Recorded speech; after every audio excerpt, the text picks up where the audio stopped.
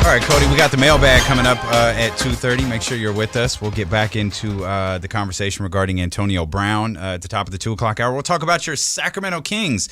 They will be taking on the New York Knicks tomorrow morning, so make sure that you're with us for that. Again, that's coming up at the top of the 2 o'clock hour. Welcome to those listening on 1140 a.m., and welcome to everybody watching along. Episode number 2 here of the Lo-Down Live on KHDK.com. We are so happy that you are here with us. As always, we're so happy that you're taking part in the conversation as well here on the Jiffy Lube text line at 441140. There's a lot of we do our research when it comes to this sports stuff, whether it's the Kings, whether it's the NFL, whether it's the NBA. But a lot of times you guys are our research, and sometimes when topics like CBD and THC and medical marijuana come up, and as they relates to major sports, a lot of people share their personal experiences. Like here's a text on the text line right here, 441140. I was in a car accident a while ago. Nothing helps with the pain, but I got some CBD cream and I put it on my lower back before bed, and I'm going to be standing or sitting for a prolonged time, and it makes it so much better and so much more comfortable for me. The pain pills mess up my stomach, and I'm always sick from it. That's what David Irving was talking about in the video, those pain pills being handed out and the damage they can do to your insides. I'm not going to pretend that I fully understand CBD and THC and all of that stuff, but I do know pills mask stuff. They mask pain. They don't eliminate it. They cover it up with something else. And I'm not talking about a headache, because I get some nasty headaches and I'll take some medicine for that. But if you're dealing with long-term issues, like a lot of what these people are talking about, you're not curing your issues by taking this stuff. You're masking it somehow. Just covering it up. Yeah. And it's unhealthy to mask stuff this way. That's what pain pills are. I mean, I know so many people that are freaked out by like Oxycontin and those Vicodin and those types of like super strong pain pills. People are freaked out by them. One, because I think part of them is afraid of addiction, but two, those things do some weird stuff to you. I remember being on Vicodin when I got my wisdom teeth pulled, and I had to come to work and host a radio show the day after. Hello. And I was trying to get my degree at the time, so I thought, okay, the idea was take one every 4 hours, I think it was, every 4 to 6 hours. And I thought, man, they make me feel weird. I've got to be able to focus. I got to do the show, and I got some schoolwork to do. I missed one dosage after getting my wisdom teeth pulled. And if anybody's ever gotten their wisdom teeth pulled, that was the last dosage I ever missed. Not only did I not miss another dosage, I doubled it and shortened the hours because I was freaked out by feeling that pain again. Oh, that's smart. Definitely. That is a logical way to behave. But I knew how bad that pain was, and I didn't want to experience it again. So they said, well, take one every 4 hours or every 6 hours or whatever it was for, 5 days. And I took two like every 3 hours because I was like, I'm never going to let that pain catch up again, because that was horrible. And I feel like that's what happens with this stuff is people like, I got to stay ahead of the pain. I got to take another pill before it starts to hurt again. I got to take another pill before it starts to hurt again. And it's just tearing up your insides. And that's what David Irving is talking about in that video. Yeah, and he would know. I mean, obviously, and he's not the only one. He's just one that went somewhat public, obviously, with the video, but that's gone viral. Everybody's seen it. But he's not the only one. There's been a lot of football players that have suggested this. The amount of pills that they had to take or felt they needed to take that they got comfortable with kind of ruined their life or kept their life going in that direction. Yeah. You want to get us on the phone lines, you can. 339-1140, 1-800-920-1140. Lucky, we're going to get to you in a heartbeat. Zach, let's start with you. Zach, thanks for the call. Hey, what's up, guys? How you doing? Excellent, man. What's going on? Right on. Hey, I just wanted to chime in because I was just sitting here agreeing with you like crazy with the whole CBD thing, and just a quick testament to it. My wife deals with like just insanely painful cramps during that time, and she was at the point where she was on the floor with like a heating pad and all this kind of stuff. And she's never smoked a joint in her life. She's just super healthy, and not that that's insanely unhealthy, but you get what I'm saying. She's Sure. very straight edge and blah blah blah. So, anyways, I bought her Vital CBD one day, and she's not against that kind of stuff at all. She just doesn't partake herself, and it was funny. Like, she tried it the first time it came around again, and she sent me a text that day. And actually, no, she left me a message. It was like 2 minutes long, just going, "Holy crap! Like, this is a miracle." I put a couple drops on my stomach, and like instantly goes away. And so and much healthier, obviously. I mean, you're taking painkillers that are destroying your liver. They tear up your gut flora, all that kind of stuff, Yeah, no, 100%, man. That's cool, man. Thanks for sharing that, Zach. We appreciate it. Yeah, take it easy, guys. I think there are a lot of stories like that. We're getting plenty of them on the text line. You see this text right here. There was one about Tourette's syndrome. Yes. And I lost it. Sorry. So many of them are coming in. Thank you for these texts. Great show today, guys. I have Tourette's syndrome, and CBD has changed my life. No more pills that kill my liver. It's beautiful to know that at 22, I have a healthier way of managing my disorder. So people sometimes, because TV is almost mock Tourette's syndrome, and they have made it that thing where you like yell out words randomly. I ran when I was running for the Pat Summitt Foundation.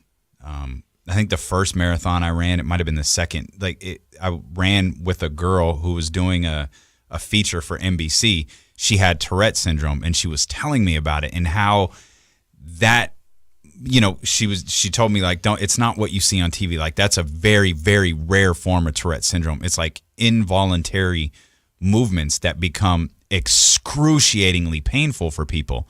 And yeah, I've heard CBD as a remedy for this from a lot of people with that condition.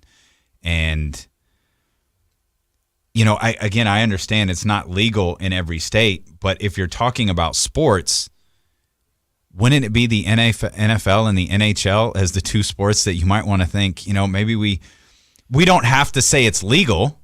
The NFL doesn't have to put out a big press release that says marijuana is legal within our league. They just don't have to test for it. Right. They can just take it off the banned substance, that kind of thing. They can just plead ignorance and not look at it. Yeah. Marijuana is not a performance-enhancing drug. I heard, I'm sure it was Stephen. I think it was Stephen A. Smith. You've got to be careful because it's against the rules and you don't want players coming to games inebriated. Like, well, wait a minute, man. Don't you got to outlaw alcohol then? Because you could come to a game lit on alcohol just as easily as you can on.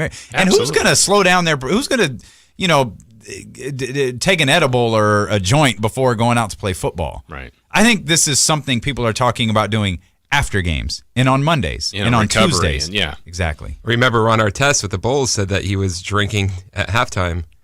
That's Ron Artest, though. Yeah, he was doing everything at halftime. We shouldn't include Ron into Actually, now that I think about it, we could probably have a million stories from the NBA in the 80s. Oh, my gosh, I'm sure. With drugs that are far more dangerous than marijuana.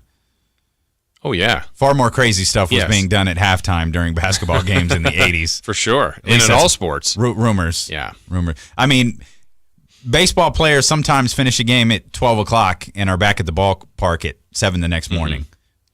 I mean, come on. Yeah. They've acknowledged, like many of those old-time ball players have acknowledged, and I'm not talking, I said old-time as if I'm talking about the 30s when you and Ken do that stupid voice. I'm talking about the 80s. Yeah, same. Thank you. Thank you very much. So I know this was a heavy topic for a Friday. We had put it off for a couple of days. I thought David Irving announcing that he was done with the NFL, and the reason that he announced was that he was done with the NFL was a appropriate time to bring it back. It's time to call Sierra Pacific for this winter's best deal on a new furnace. Call Sierra Pacific now, 800-551-3040. We're going to come back. We've got the mailbag coming up at 2:30. We'll talk more about Antonio Brown. We'll get back to your phone calls. We'll talk Kings and Knicks as well. Third and final hour here of the day. Third and final hour of the week. We are so thankful. We are so happy that you are here with us. I am Damian Barling, along with the best there is, the best there was, the best that there ever will be, the king of the live stream, Jason Herbert Walker Ross, the champ Chris Verlade with us as well. The queen of the live stream will return with us here at 2:30 when we do the mailbag. In the meantime, if you would like to sponsor the Lo-Down, you can click here for yes or check here for yes. There's really no other options. You should just sponsor the Lo-Down. Yes. See? Just like Jason said. I really enjoyed that 1 o'clock hour because a lot of times we're just trying to relay information to you, information and opinions. And a lot of times when certain subjects come up, you guys share your personal experiences, and that makes it so much better. And we're not saying that CBD and all of this other stuff is without risk or without its faults, as you talked about, and as was mentioned earlier. There's studying to be done. There's a lot to be done. I think all David Irving was doing in that Instagram video and all that we have learned is whatever the safety issues may or may not be with it, it feels like it's a whole lot better than what they're doing now. Yeah, and I think education on all of this, more studies, all of that's more important. But we've I don't know how many examples we've received. We've had a couple call. We've had plenty text. I think there's some tangible evidence that some of it's good, but I don't think it's a cure-all for everybody. Right. But I also don't think it should just be thought of as taboo either. Right. And I think that's changing. That's an antiquated way of thinking. Yeah. And we need to move past that. 339-1140, 1-800-920-1140. You mentioned some examples. I think we've got some more. We got to talk about the Kings and the Knicks, an update on Antonio Brown coming up here. But, Joe, we appreciate the call, man. What's happening? Yes, sir. You just used the word antiquated. Absolutely. I think the NFL is just another case of them being behind the times and not acknowledging the physical and even mental, emotional benefits of CBD. I personally don't. I don't do any of those extracurriculars, but I can see how it would help. In high school, got injured. Fractured my neck, crushed a disc, all that. And the answer was, give me a brace and give me a bunch of pills. Nobody really monitored that. And it's not that I got physically dependent upon it, but there was the mental aspect, going back to what you said earlier, was, man, if I don't take these, I'm going to actually have to feel it and deal with this. So I just think, it's we have that going on. It's extremely prevalent, and the NFL, once again, is behind the times. I'd look to the NBA or Major League Baseball to make a change long before the NFL does. And the NFL, at least in my opinion, is probably the sport that needs it the most at this time. Yeah, for sure. Hey, thank you for that, Joe. We appreciate it. We had mentioned the NHL. Again, go back and check out this article if you can. Chris posted it to the Lo-Down Facebook page. Just search the Lo-Down on Facebook, as Cody tells you to do multiple times a day. But it lays out how the NHL deals with positive tests for marijuana. Again, I can't think of a story coming out of the NHL about a drug suspension.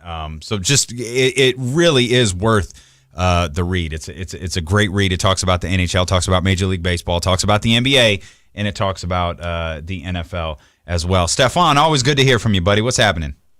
Hey, what's going on, guys? So here's my take on it. A year ago today, I had a triple bypass. So after I had my triple bypass, of course, they gave me a handful or a pocket full of Vicodins and all kind of stuff. Well, I didn't take those. What I did, it was what typically a pothead would do, is I smoked some weed and got some CBDs, and I rubbed it on my chest, and my scar felt better. I didn't have to take the Vicodins. It's you don't want to develop another habit. And I see where some of these guys are coming from when they say, this works better. It's not habit forming. And it actually is a natural way to take care of your pain. And instead of taking, Vicodins and Lortol and all these other pills that just get you stuck on something else, I mean, what's the problem with it?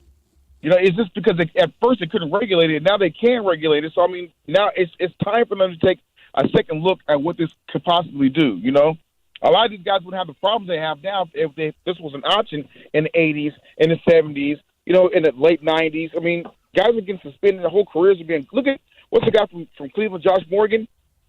Josh Gordon, yeah. Yeah, Josh Gordon. You know what I mean? Sorry, my bad. If he was able to go out and smoke a joint, imagine where he'd be at right now. Yeah, I mean, Josh, and Steph, we love hearing from you, man. Thanks for the call, and I'm glad you're doing well. Yeah, I remember when you had yeah. that. Yeah, I remember when you had that triple bypass a year ago. You scared us a little bit, but I understand your point in that let Josh Gordon go smoke a joint and maybe be better. Josh Gordon was admittedly addicted to a lot of things. Maybe the ability to have that outlet of marijuana would it help with the other addictions? That's all speculation. Yeah. I have no idea. That's a tough one to throw out there. Well, and I think, again, the term you said too, antiquated, who our caller before that said was perfect. I mean, just think about even how it's been portrayed in something as silly as movies or TV. Just like there's the pothead and just, somebody sitting on the couch Dude, doing where's nothing. my car? Right. Yeah. And yeah, some of that could go on, but we're talking about different things here. Right. So get more education on it and see if it's something that could work. Yeah. Cameron, what's going on, baby? Hey, what's up, fellas? So you kind of just touched on what I was going to say. I smoke. I mean, I get headaches. It helps, but let's make no secret about it. It makes video games more fun. I think the issue is with social media being so prevalent, I don't think they want a bunch of their athletes making stone posts and red eyes and just that look. You know what I'm saying? I mean, I'm a stoner, and I know I recognize the look. You know, I know when I got it. Mm-hmm. And can you imagine just taking to Instagram and Twitter and just silly posts? No harm by them, but just straight silly posts being stoned. It's going to happen, 100%. Sure. I think that's what they're scared of. That's a great point, Cameron, that I hadn't thought of at all. Thanks for the call, Cam. We appreciate it. Have a great weekend, okay? You got it, brother. But is that different than, I mean, alcohol is legal. Is that the biggest, but are people not doing that as much? Well, no, I think what we're talking about, though, like we're talking about a small group of athletes. Right. Right? The ones dumb enough to do it. Yeah. Which we've seen guys lose their draft stock because of that. I mean, right, we have. But also, why is that different than drinking? I'm at the same party. I'm at the same, or I'm just at my house by myself drinking. All joking aside, like MJ was drunk, right? When he did the "I'm ceiling is the roof" line, like he. I'm sure. I mean, he was a little. I mean, if he wasn't drunk, Yeah. he was drinking. Yeah. So, like, I mean, I can't. I mean, has LeBron's never put out a video? We know LeBron drinks wine, right? Yeah. LeBron's never put out a video of him, acting a fool. The Rock post about his love for tequila. I think they're coming out with a Dwayne Johnson brand of tequila. First in line. Yeah. I will be the first in line. Second. He's not putting out videos of him acting a fool, right? Like, if you're going to post a video of you high or a video of you, that's an IQ test more than it is a part of the drug, right? Like that's just like, dude, come on, man, don't do that. I mean, it's a great point Cameron brought up, but I just think could be anything, anytime, anywhere. That's a bad look for the league. On some other drug, alcohol, just being a fool, like for completely sober or clean of anything, and out and about doing something foolish. They're not afraid to have. Well, they can't control fans, but how many Mondays are we in here like fans at? It seems like Buffalo all the time, but. Yeah. Jumping onto a fiery table, and it's like, well, that's not going to work out. Those very are Chris's friends in Buffalo. Yeah, whoa, exactly. Easy there. Those are your friends in Buffalo. Have you ever jumped through a flaming table? No. Have you ever jumped through a table? No. Okay. Yet. Yeah. I put someone through a table. Okay. Yes. Let's see. Where are we? Let's go to Lucky. Lucky, man, you have been patient. Thank you so much. What's on your mind? Hey, thanks, man. I'm going to talk about Antonio Brown, but I'll touch on the marijuana thing as well a little bit. So a few weeks, back when they started talking about Antonio Brown, how they were going to end up trading him, I told a group of my friends, I was like, you know what, he's going to end up in the AFC East. And the reason is because if you look back to 2009, the Steelers have been, with the exception of 3 seasons, the Steelers have been either 1 or 2 games behind the Patriots. And I think that the Rooney family, as as respected as they are, they're going to do what they want to do. They're going to do what's best for them. They're not going to pay Le'Veon Bell the money. If Antonio Brown doesn't want to play, they're going to send him somewhere that's going to work for them. If they think they can send him to the AFC East, where they know he's going to play the Patriots, and maybe the Bills will get a game on them if Antonio Brown is playing them, that'll make things more even in the standings for them to compete with the Patriots, who they have been behind for the past decade. Mm-hmm. So when I look at, I think that's why they wanted to send to the Bills. And I think that's who the team came out. I think that's exactly why it came out. Now maybe Antonio Brown didn't want to go there, or maybe it just fell through for whatever reason. But I think that's why they wanted to send him to the Bills. I thought it was going to be the Bills or the Jets. That's man, you guys are on the ball today. Yeah. I didn't think that's a great point. And so, that's what I thought the entire time. And so when it came out the other day, I wasn't shocked at all. For the CBD thing, I'll touch on it real quick, or the marijuana thing, I'll touch on it real quick. I mean, I'm a grad student here at Sac State, and I do all of my research in critical race relations. And Damien, you could have an entire podcast on the perception of how things are looked at in the NBA and the NFL versus other sports leagues like MLB and the NHL. And not only just with marijuana, but just with lots of things. Like, why do they let players fight in the NHL? Why do they let the benches clear in Major League Baseball, but not in the NBA or in the NFL? Mm-hmm. And I've written papers on it.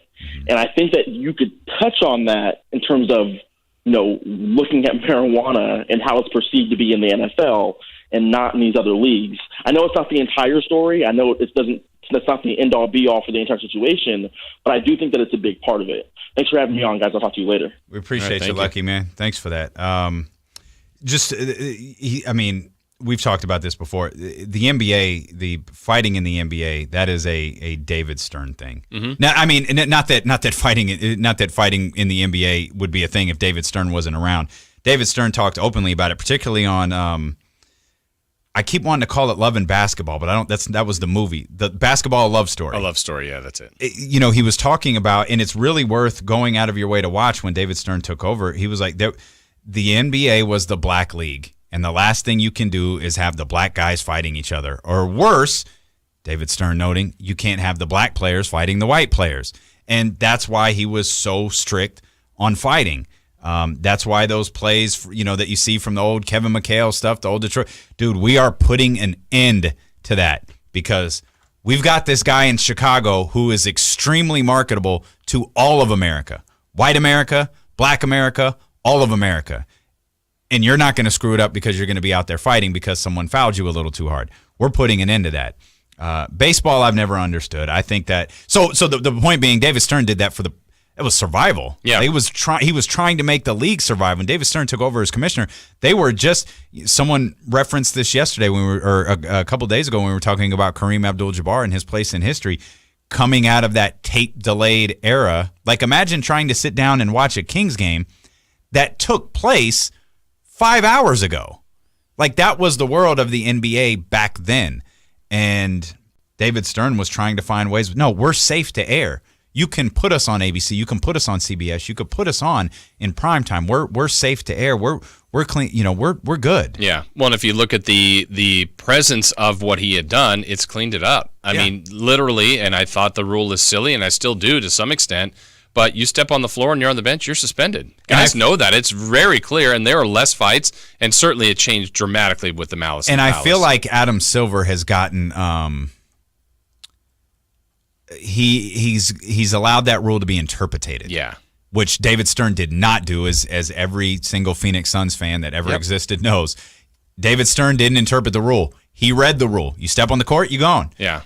Adam Silver interprets the situation, or whoever is in charge of punishment for Adam Silver interprets the situation and decides, we're not going to do that. Nowadays, more things are like last night. If you saw Nurkic and Paul George, pretty harmless. I mean, little mini headbutt. It was a second technical. That's why he was ejected. A fight that I remember this year is Rondo and Chris Paul. I mean, the punches were thrown. That's very rare. Yep. I mean, that's rare. You're talking about TV and not wanting fights on. It brought me back to the movie Semi-Pro when they're saying, like, hey, we can't fight now. We're trying to get into the NBA. Let's call timeout, go to commercial, then we'll fight. So no one sees but the home crowd. I've never seen Semi-Pro. Oh, do yourself a favor. Dude, you've got to be. It's one of those dumb Will Ferrell things? No, it's better than that. Is it? Yeah, it's really funny. I think. The High Flyer says it's one of the most realistic basketball movies he's ever seen. Well, because he's played in all those leagues, too. Really? Yeah. He loves it. He loves Jackie Moon. Okay. All right. I'll watch it. Matt, what's going on, man? How's it going, fellas? My conversation is more football geared, just the actual game. I'm a diehard Raider fan, and I've been reading a lot, because free agents are coming up, and Antonio Brown's possibility of going to Oakland and Le'Veon Bell. And, the Raiders need to shore up their offensive line before they do anything. They've got all this cap room, and, I've yet to read anything about, they had 2 rookie tackles last year, and Colton Miller and Brandon Parker. And, Carr's, regardless of the guys they pick up, Carr's going to get beat up if the Raiders spend their money on running backs and wide receivers. It seems to me they need to shore up their lines on both sides of the ball and then work through the draft on other, positions of, skill positions. What do you guys think about that? No, I mean, that's something that kind of came up earlier. Matt, we appreciate your call, buddy. Have a fantastic weekend. We kind of discussed that earlier, is the amount of money. I had the percentage in front of me. Forgive me for closing that window. I think it was 72% of the salary dollars currently for the Oakland Raiders are occupied by the offense. Mm-hmm. And so draft picks are cheaper. I like the idea of signing which we asked that earlier. If you're the Raiders, don't you bring someone in from one form or another to protect whoever your quarterback is? Yeah, your investments, which is usually the quarterback. Yeah. And isn't it funny that we even have to talk, like, I couldn't even imagine maybe 3 years ago now saying, man, the Raiders need to address their offensive line. Like, yeah. No, they don't. Weird. Yeah, that's right. fantastic. That's what this team is built around, and that changed. That year was a great season, the year they had their best year, and then after that, it's been a problem. They have a variety of things they need to address. Yeah, they're not one player away at all. And John Gruden won't stop talking about pass rushing. So you have to believe somewhere, whether it's through free agency, which begins next week, or through the NFL draft, that he's going to acquire someone who can rush the passer. It's just such a damn shame that they just couldn't get their hands on a player who could make a difference on that side of the ball. Shame. Anyways, Antonio Brown is 5-17. Yeah. Is Antonio Brown Day over because it's 5-17 in Pittsburgh? Yeah, no, shouldn't. If Antonio Brown isn't traded, does Antonio Brown Day just continue? Oh, yeah. Like tomorrow becomes Antonio Brown Day. Right, until he's actually dealt. But maybe that's when they want to do it. Like, hey, let's do it late in the day on a Friday. Because I mean, it is kind of late in the day. Yeah. I mean, for East Coast, I don't know. I mean, it's not like front offices work 9 to 5. Yeah. Gosh, we were so close to Antonio Brown being a Buffalo Bill last night. Yeah. He would have joined. Wasn't Terrell Owens a Buffalo Bill? Ooh, was he? I think so. T.O. was a Buffalo Bill. He was on Bill. a lot of teams T.O. by the was end. a bit like San Francisco. Yep. Philly. Baltimore, right? Dallas. Wasn't he Baltimore? Was he? Or did that not happen? I don't think Baltimore happened. Okay.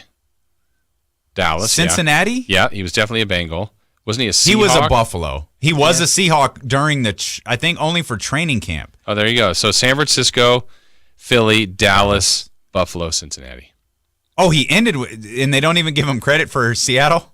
I guess not. He was definitely with Seattle. He just didn't he didn't make the roster. They cut him. Yeah, he had a 98-yard touchdown for. And Buffalo. I remember they thought Baltimore was going to happen because he was at a Pro Bowl like arm in arm with Ray Lewis. And, T.O.'s going to Baltimore. He was like, I ain't going to Baltimore. I think that's when he wound up going to Dallas or Philly. I can't remember which one it was. You guys forgot about the Allen Wranglers. Of the Arena League? Yes. There you go. He played in the Arena League? Yeah, I do remember that. I don't remember that at all. He's going into the San Francisco 49ers Hall of Fame this year. Nice. Should go in the Bengals, too. His last year at 37, he had 72 catches, just under 1,000 yards, and 9 touchdowns. How did he not get another job? I don't know. By the way, Jason Witten is 37. Yeah. I know it's a different position. He pulled a rabbit out of his head. He did. He kicked himself in the foot. Yeah. Isn't it weird that he made the Pro Football Hall of Fame before he made the Niners Hall of Fame? No. No? I don't know. Not really. I don't know. Is he going to be present for that one, or is he? I would think so. Okay. It's not the same. I don't think he's I think he was anti-NFL establishment to a certain degree. I don't think he's anti-San Francisco. Many great years with the 49ers. How many years do you still have that in front of you? How many years did he play with San Francisco? 8. Oh, really? Yeah. Wow, I didn't realize it was that many. And Philly? Like 3? 2. And then Dallas? 3. Oh, wow. 1 Buffalo, okay. 1 Cincinnati. So, he is a San Francisco 49er for sure. Okay. Gosh, I didn't realize he played that many years with them.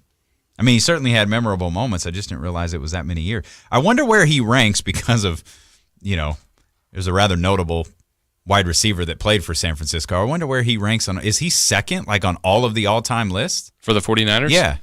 Probably. I mean, because he's up there in all the all-time NFL lists. That's true. But with 8 years, I mean, he's going to be way behind Rice, but everybody is. But, he's got to be up there. I'm trying to think of other guys. Yeah, I'm trying to think who's been there that long, who was as productive as he was. Yeah. It was a dumbass question. He's like second in everything. But he doesn't have – I didn't realize this. He only had one 100-catch season, and it was 100. He's a bunch of 80s and 90s. But he had lots of 1,000-yard seasons. Yes, for sure, and lots of double-digit – I mean, he was obviously awesome.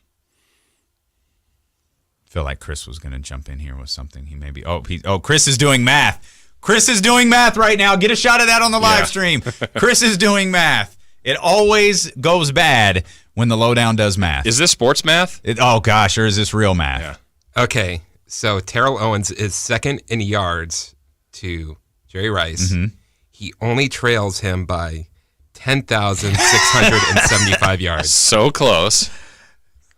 Couple more seasons, he could have got it. Well, he's not done. He still wants to play. That is 10 more phenomenal seasons to pass Jerry Rice. Right. Those are Jerry Rice's numbers just as a 49er? Yeah. That is amazing. Gosh almighty.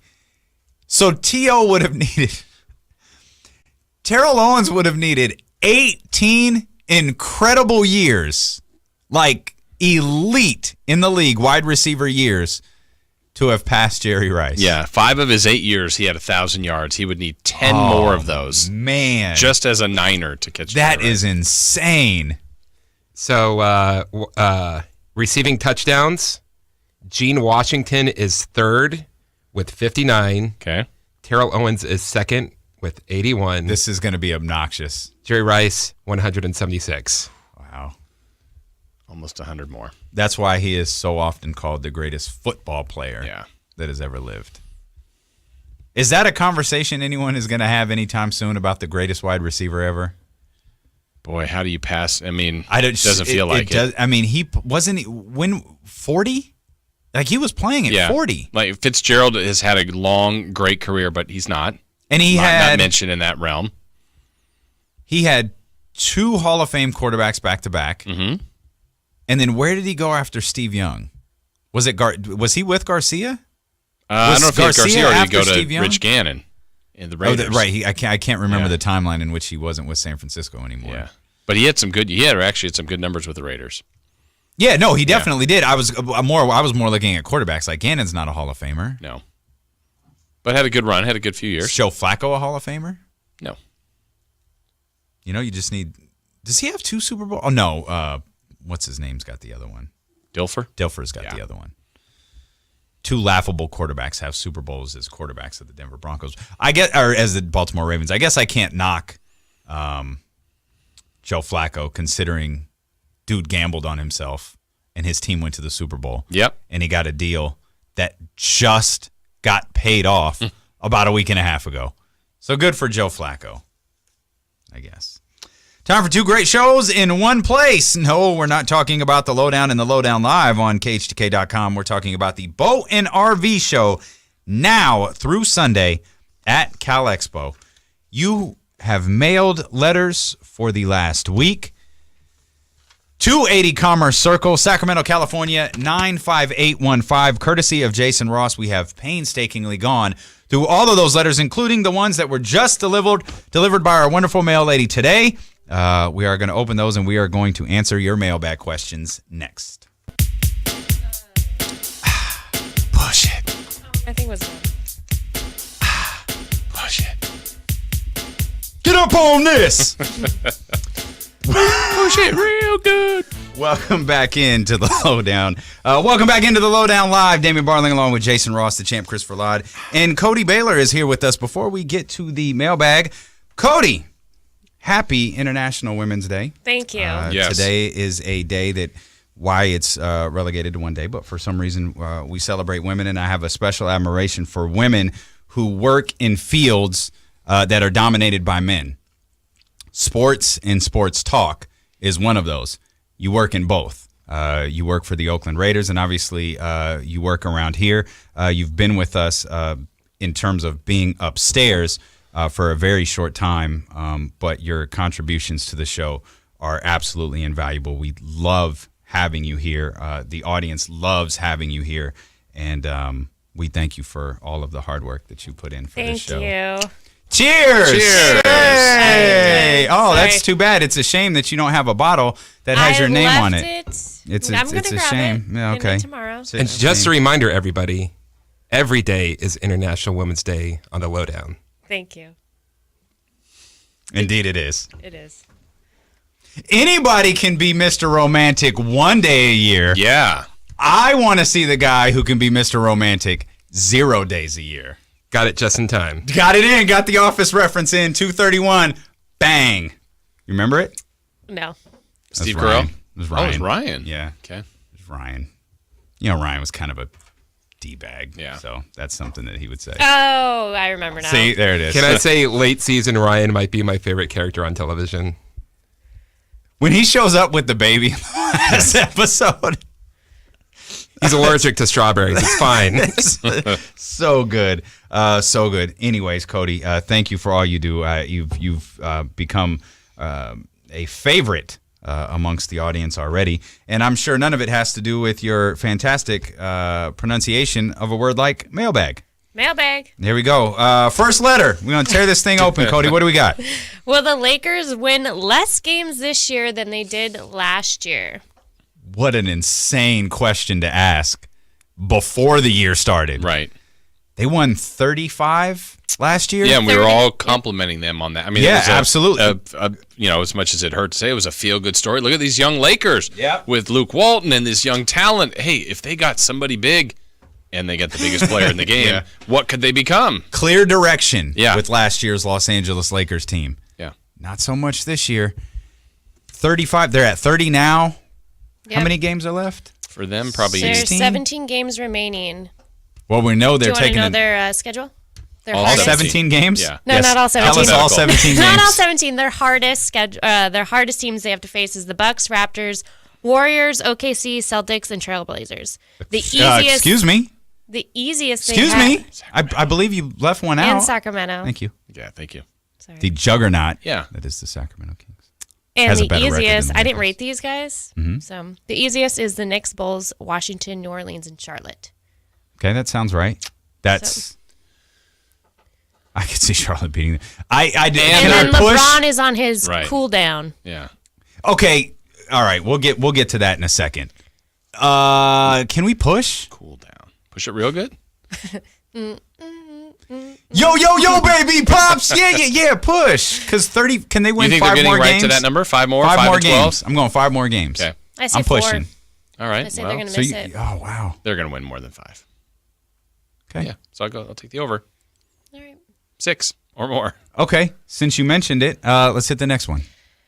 Finish this sentence. LeBron James' upcoming minute restriction is Silly. stupid. Yeah. It's you know what I it think is. it's ridiculous. It's overrated. Like we're thinking too much about this. Did you see what the source close to LeBron said the number of minutes that he was going to play was? It was 28 to 32. Yeah, 32 Oh, minutes. So he's playing. Like that's not a restriction. Right. It's a 20 cool down. minutes is a restriction. It's a Yeah. cool down. He's averaging 35. Now, admittedly, that's the lowest, I think, in his entire career. Yeah, that's the lowest amount of time he's played, the lowest minutes per game in his entire career. But are we really going to bitch about LeBron playing 32 minutes a game? No, that's fine. I was just thinking if it was like a complete difference because he's 5 weeks away from having months off. He plays till June every year. He's going to be done in April, mid-April. That's it. Yeah. But if it's 32 minutes, that's fine. But if it was 15 Right, that's or what- not playing, that's different. That's what a minute restriction feels like Yeah. is 20 minutes. Right. This is the word finish the sentence LeBron's minutes restriction, it's overblown. Yeah. But also, I wouldn't be – didn't they say something, too, about back-to-back? Like, would he not Oh, yeah, play? back-to-back games. He might not play Yeah. back-to-backs. I bet that would be a road kind of situation, not at home. It sounds almost like they're saying, oh, if we go to overtime, he's not going to play. Yeah, but maybe that. Yeah. That's Silly. fine. I mean, if it's competitive, he's going to stay in and try to win the game. That's what the article said. Okay. That's what the source close to LeBron said. Well, they haven't been that competitive. That's a great point. It's a great point. All right. What NFL free agent could make the biggest impact on a roster? Well, I mean, are we taking? I guess this goes back to the conversation we were having. Are we taking quarterbacks out of the equation? Nick Foles, will Nick Foles have a massive impact on the Jacksonville Jaguars if he signs there? If Teddy Bridgewater gets a chance to start in Miami, would he have a massive impact? I'd argue if Teddy Bridgewater becomes the starting quarterback for the Miami Dolphins, it will have a big impact. But the biggest, I feel like, is Le'Veon Bell. I'm going to go Tevin Coleman for running backs. Oh, Okay. He's a pretty, his passing game, he's good at passing game, and he's He was- very explosive. I think he's more explosive than Le'Veon. Ooh. But they're And younger. okay. They're different though. Right. Le'Veon is graceful. How would you describe Le'Veon? He's systematic in the way that he runs. He's cerebral. Yeah, I very think patient. Coleman is going to get a bigger deal than Le'Veon. Wow. Whoa. That's a hot Get take. the fire extinguisher. Yeah. For Cody Baylor over here. That's fire. He was on my fantasy. And Of course. but he's very explosive, and he is a weapon in passing game. Le'Veon isn't. Just for the... Le'Veon's that's a not good true. receiver. That's not true. Not as much as that. Did you win your fantasy football league? I did. Okay. Pound it. Okay, well, easy. All right. Well, we're recording this, right? Tevin? No, just not today. I'm just messing. Show started this way, it's going to end this way. Cody, what's next? Wait, you guys don't have an intake? Yeah, we have more I free said agents. Le'Veon Bell. Le'Veon Bell, I think, is great. I also Landon Collins. I want to see. I mean, it's harder when it's a defensive player to have the kind of impact that statistically an offensive guy will have. But I think it's Le'Veon Bell. But I feel like Le'Veon Bell changes not just a team's running game; he changes a team's passing game. And I'm not talking about his ability to catch out of the backfield. I'm talking about now defenses have to play that team differently. Mm-hmm. So if it's the Jets, you're protecting Sam Darnold. It's almost like having an extra lineman. A great running back is like having an extra lineman. Ezekiel Elliott is an extra lineman for Dak Prescott. And it's because the defense has to play differently when Ezekiel Elliott is behind him. Defenses will play whoever the quarterback is, the defenses will have to play differently because of Le'Veon Bell as the running back. Yeah. And if it is New York, Sam Darnold suddenly has a little bit more time to be a little bit more accurate with his passes.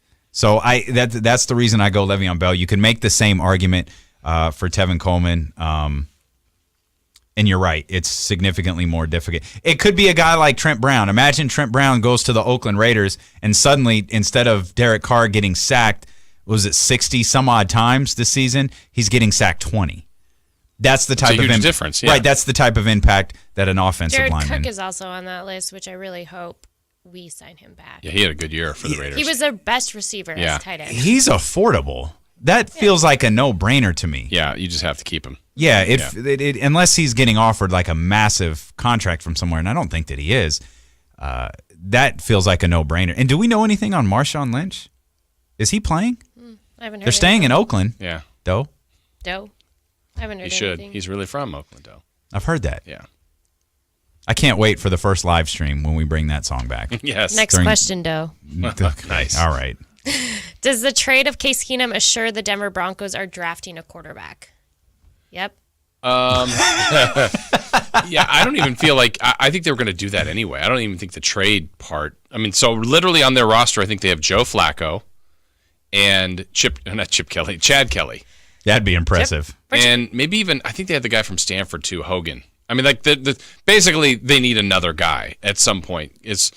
I know I've been giving you grief. I think Flacco's better than Keenum, but I'm not saying like if they can improve from Flacco, you do it. But I don't know if it assures that they're drafting a guy, but they need to add another quarterback, and I guess the easiest way to do it is in the draft. Yeah, I think they're going to get Ohio State's Dwayne Haskins. Ooh. Oh. Hello. Yeah. I'm making 2 calls here. Yes, you are. Pretty good ones, though. Okay. Where's Denver at? 10th. No way. Yeah. No chance. Got to move up? Dwayne Haskins is the best. You think they're going to move up to get him? Because they're not getting him at 10. No, there's no way. Get him at 10. Because no the way. 6 and 7, the no Giants and Dwayne Jags. Haskins is the best quarterback in the draft, and everybody is Murray's enamored. going higher, right? Allegedly. If Murray goes higher, they're going to get Dwayne. At 10? Yes. Jacksonville, Nick Foles. Okay. Man, that seems crazy to me. If Jacksonville rides out Nick Foles, that's fine. But New York doesn't take it. For the second straight year, New York isn't going to take a quarterback in the first round? There's no way he gets past 7. He can't. We'll see. And it's absurd. I like Kyler Murray. I'm a fan. But he's not a better quarterback than Dwayne Haskins is. Dwayne Haskins is the best quarterback in the draft, period. I'm looking at a mock draft right now, just the most recent one. Dwayne Haskins, number 10 to the Broncos. Oh, he is? Yeah. It was Is done that by the Cody Baylor mock draft? Oh, it is. Is that hey, there's Cody Cody Baylor's on it. now publishing mock drafts. Who's number 1? Do they have Kyler going number 1? Uh-huh. We'll see. It's just a mock draft. Mike Glennon is on the market. He was released by the Arizona Cardinals today. Okay. I'm just saying. He'll stay on the market. I saw a weird tweet from Marcus Thompson, our buddy Marcus Thompson, who's breaking down the figures of Antonio Brown on the Raiders, and I'm just trying to make sure we didn't miss anything. Did anybody see? He just said he was going to make an announcement. He said, I'm going to make an announcement here on Twitter through a live Instagram. Of course Antonio Brown is? Yep, who I'm going to be with. That's what it said. So unless unless we missed that live. I don't think we did. It would have been all over the place. Well, maybe we'll have that announcement. Did it have a time? He said it was 5:11, whatever time he's in. So he said in a couple minutes. Okay, that's fine. All right. Well, we'll figure this out. We'll figure out where Antonio Brown is going. But that tweet from our buddy Marcus Thompson caught my attention. It's time to call Sierra Pacific for this winter's best deal on the new furnace. Call Sierra Pacific now, 800-551-3040. We'll wrap up the mailbag and the Kings and the Knicks. We've got that next. Hello, friends. When Supersonic hits the airwaves, was there any songs you wanted to play that got cut off? I feel like we should do a real music-heavy final segment here. That's fun. I love music, man. No. I think we got everything in. Couldn't play along, huh, and just pull up a song while we were here talking? Nope. Nope, we're good. It's great. Thanks. All right, Chris. It's time to call Sierra Pacific for this winter's best deal on a new furnace. Call Sierra Pacific right now, 800-551-3040. Cody Baylor, let's wrap up the mailbag. What do we got? So how long before the NFL buys the AAF? Yeah. So apparently there's an actual partnership forming between these two teams in which the NFL is actually considering sending players to the AAF. There's just one problem. They won't let them come. They won't do the switchy switch. Let the NFL players come down to them, or the switchy switch. They can do the switchy switch, but what they can't do is block players from going to the XFL. Ah. So if you're going to allow players to go to the AAF, you have to allow them to go to the XFL. Mm-hmm. There is one way around that, and that's the NFL buying the Alliance of American Football.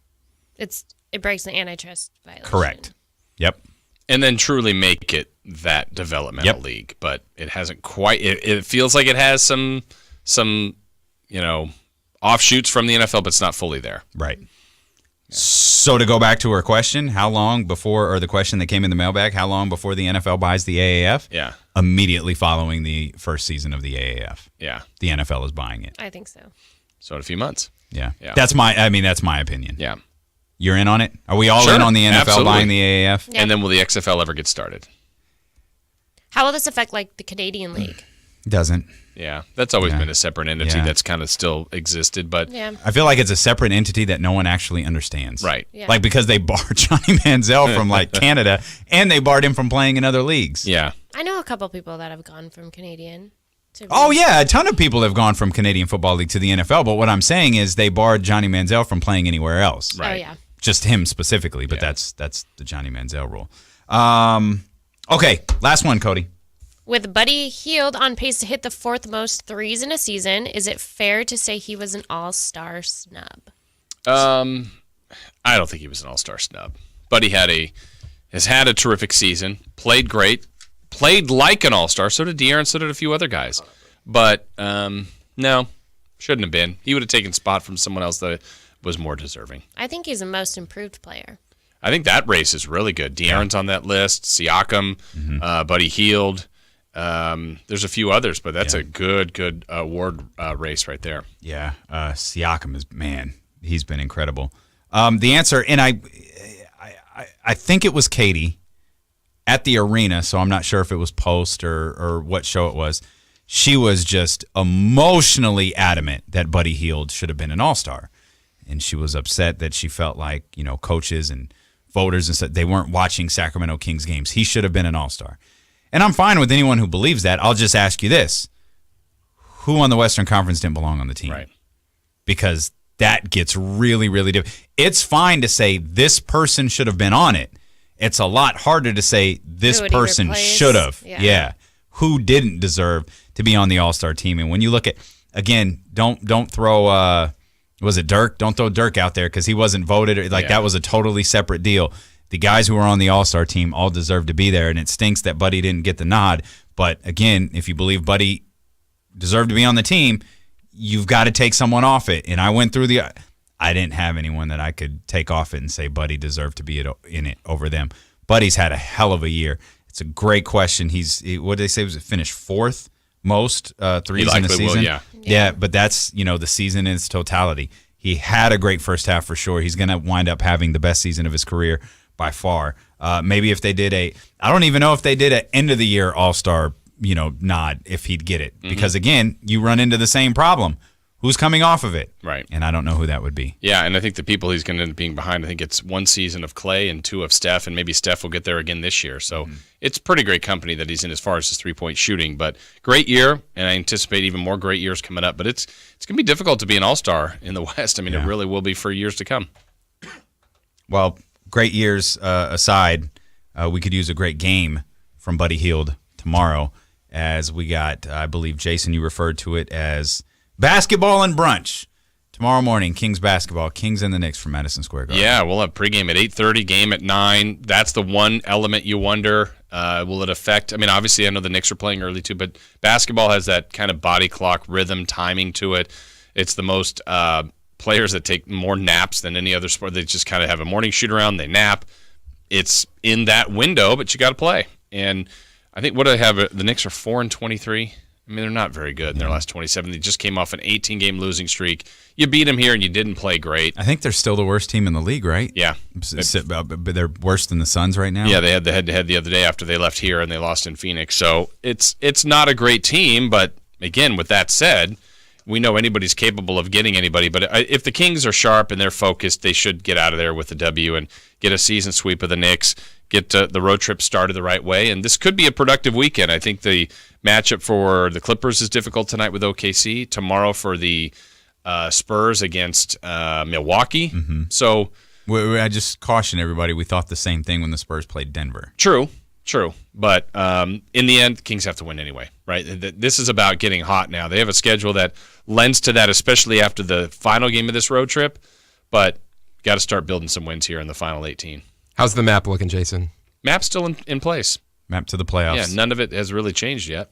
Thing that concerns me about the game tomorrow, which I really want them to play well in, and I'm not talking about win like they did at the Golden One Center a week ago or a couple of days ago. They need to come out and put them away quickly because their first 2 games of the road trip are against 2 really bad teams. I know Washington is, believe it or not, Washington is not completely out of the playoff picture. They're like 3 games out of the 8 seed. But that's not Washington. That's how awful the bottom of the Eastern Conference is. Right. The point still stands. The Kings open up this road trip against 2 really bad teams. One really, really bad team, one bad team. They can't play around tomorrow. They've got to get it done. I don't care if the game's at 9 or whatever time it's at. They've got to get that done because they can't fall into this trap where suddenly they're playing bad against teams like the Knicks and the Wizards. Yeah. Because the Wizards are not good. Right, and you finish with Boston and Philly. Right. So, I mean, you never say a win's an automatic or a loss is that way, but I would guess the front end looks pretty good. The last 2 games, those will be tough to get any wins in those 2. So, got to get these first 2, but it starts with tomorrow early against the Knicks. Cody, you got any final thoughts on the week? I don't. Jason? Let's do it again next Friday. I don't think we announced what Cody's wager was on the air. We got time for that? I think so. Okay. So Cody said that the New York Yankees were going to hit 292 home runs. Or more. Or more. Yeah. If they don't do it, Cody always has wonderful shoes out at the Kings game. All day she has to wear, I think I said Ross, but I'm thinking like Rite Aid barrel shoes. We're talking like $7 shoes. Yeah. No. Yeah, like something generic. Crocs. Yeah. Generic shoes that you have to wear. I'd like to move also. We get to pick them out. Yes. No. Yes. Yeah. We get to pick them out. And you guys take great pictures out there. Oh, yeah. Oh, yeah. Oh, you yeah. have to tag Rite Aid in your Okay. Instagram stories. That is I love this idea. Better hope for a lot of home runs. Best idea ever. For Okay, J. I Ross, believe in them. the champ, Cody B, I'm Damian Barling. Thank you for listening. Thank you for watching the Lo-Down Live. It'll be available on YouTube later on in the day. It'll be available on KHTK.com. But wherever you are, thank you for being with us today. Thank you for being with us this week. Have a fantastic weekend. We will see you Monday at noon.